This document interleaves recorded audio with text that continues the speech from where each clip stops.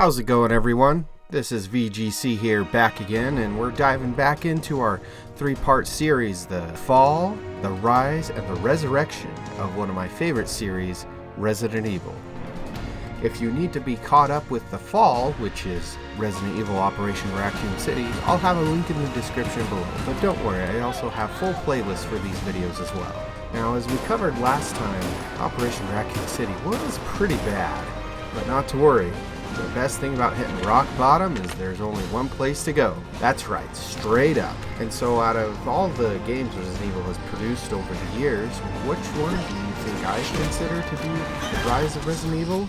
Well, none other than Resident Evil Revelations. And there's multiple versions of the game. It originally came out on the Nintendo 3DS, but the version we'll be taking a look at today is for the Wii U. Yes, that's right. Not the PS3, not 360, and not the Switch version, but the Wii U.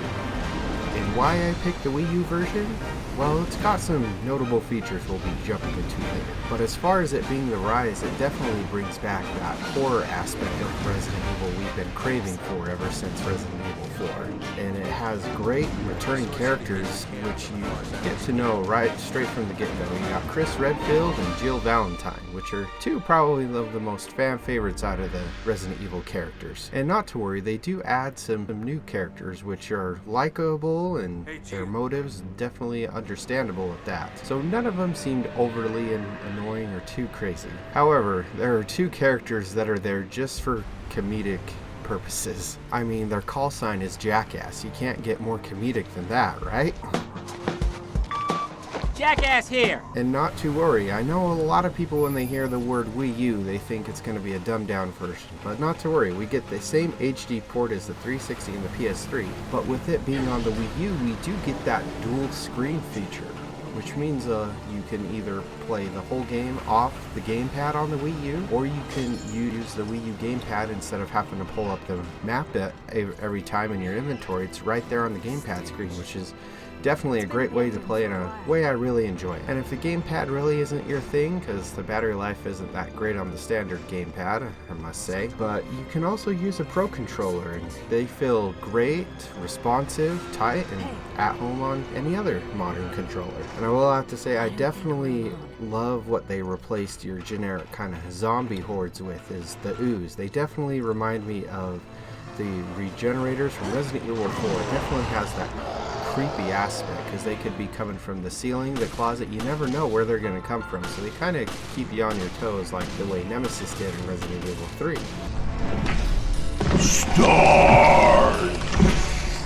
And in my personal opinion, yes, this is an episodic adventure, but not to worry, you get the full game included. You don't have to buy them separately, but I feel like it's an episodic adventure that's done right. After each episode, when you go to the next one, it gives you a brief recap of what's happened in the game so far, which personally I really like, as far as if it's been 2 hours or 2 months since you've last played the game, you don't have to worry of trying to remember what happened last, which I think is great. Previously on Resident Evil Revelations. We lost contact with Chris and Jessica.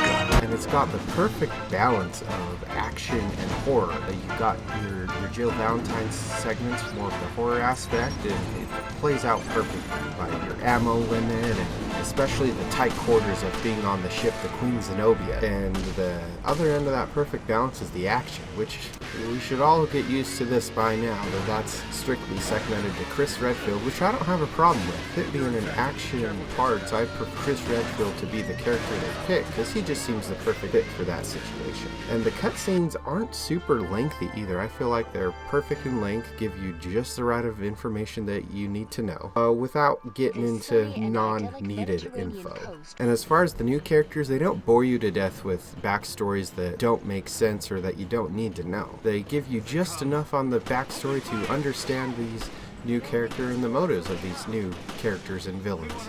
And I think that's great. They give you just enough of what you need to know without stuffing it full of filler and not needed information. And the main story, I'm not gonna lie, the whole Metropolis that was awesome, then they blew it up with a sun gun essentially, it's kinda blah. But the gameplay, well more than enough makes up for it. It is back to that horror gameplay. The controls feel great, and like I said before, with the ooze enemies, you never know where they're going to come out of, so with it definitely keeps you on your toes for most of the gameplay. And this is more of a personal preference, but they removed the Mercenaries mode, which on the 3DS, they had that as a standalone game, but in these new HD ports, they replaced it with Raid mode, which is similar to Mercenaries, but not exactly the same. It just has you run through the same maps in the campaign and just rack up points, so to speak.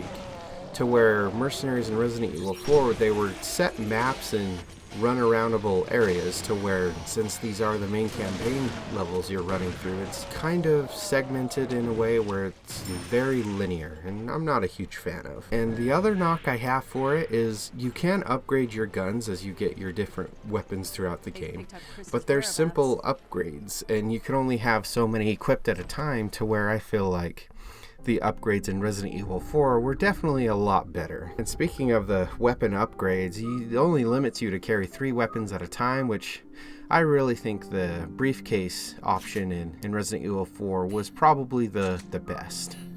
But again, that's just more of a personal preference than anything else. And it definitely, and with us talking on the weapons, the weapon variety is phenomenal. And instead of just one set type of handgun or assault rifle, you get a couple different ones, and they all handle a bit differently, you know, so you can pick the best ones for your best playstyle. And talking on the weapons, you do get a new, I wouldn't necessarily call it a gun, but an item, the Genesis system, which with it being back to the survival horror genre, definitely scouring of these areas to find ammunition and health upgrades, which with the Genesis system, it's kind of like the scanning feature in Metroid Prime for the GameCube. But you scan these enemies, and as you scan more, the percentage they give you from scanning them goes down a little bit. But every time you 100% a scan, you get an extra health item. So it definitely incentives you for scanning the enemies and just kind of scouring the areas, picking up whatever upgrades, ammo, and health that you can find. As far as the story, as I said kind of before, it's not really that interesting. Umbrella isn't really heard from, which I don't necessarily have a problem with. But this group that they replace them with, Veltro, and introducing this new city that's existed before but no one's really talked about, it's not really there in my opinion. And like I said before, the gameplay more than well enough makes up for it. If this isn't a standing ovation for Resident Evil Revelations, I don't know what is. In my opinion, it is the true sequel to Resident Evil 4. I mean, it's not quite the unicorn game that Resident Evil 4 was, but it definitely takes what worked with Resident Evil 4 and kept that, took out what didn't work with Resident Evil 5, 6, Operation Raccoon City, and so on. The game isn't tremendously long. I'd say you could probably beat it in about 9 or 10 hours, and I never felt bored during the gameplay. There are segments where you're playing as different characters and they go to events that happened previous to Jill's mission on the Queen Zenobia, and I think that's great to definitely give you that backstory, have you play through it instead of them just telling you what happened. And it definitely brings back kind of that sneaky people doing stuff behind closed doors. And there's a couple characters, O'Brien for the BSAA specifically, like you can kind of tell he knows more than he's leading on, and I love that. I love the sneakiness, more or less kind of detective work as you develop these kind of theories and wonder what's going on through the whole game till it gets revealed at the end, which I'm not going to spoil here for you, so don't worry.